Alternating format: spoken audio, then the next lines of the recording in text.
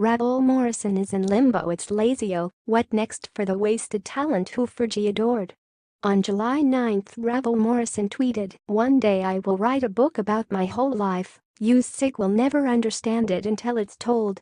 You would imagine it would be worth waiting for."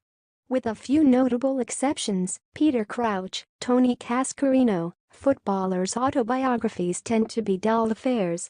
Morrison's would be anything but.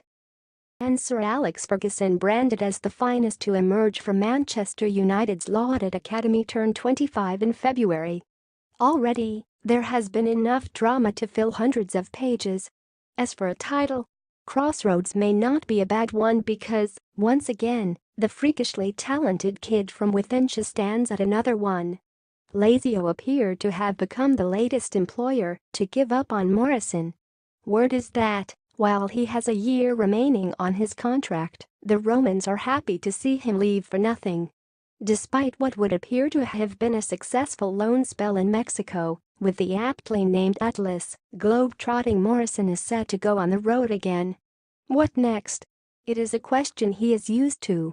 A product of the famous Fletcher Moss Rangers conveyor belt, United beat City to sign Morrison, a cocky, outrageously skillful youngster whose talents had made him the talk of youth scouts in both Manchester and Merseyside.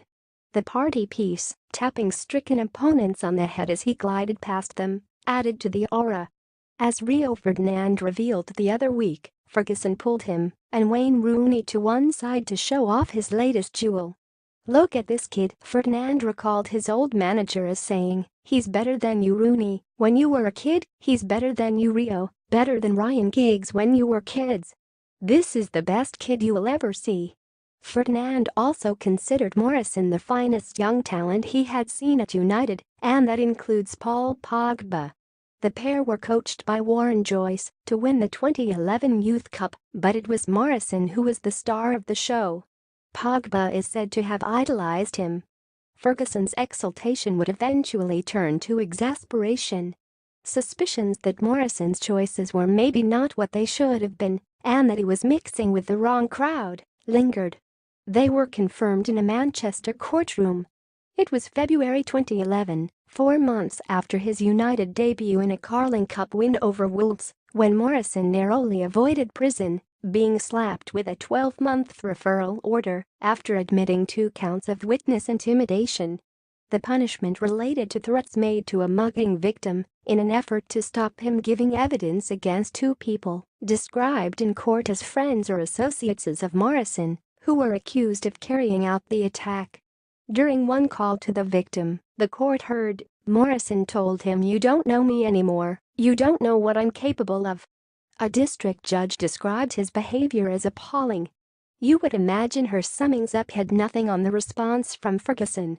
In May, however, 48 hours after scoring a brace for United in the FA Youth Cup final, Morrison was back before the Beak.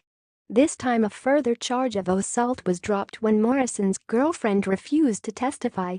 He was convicted of criminal damage for throwing her mobile phone from a window and advised to undergo domestic violence counseling.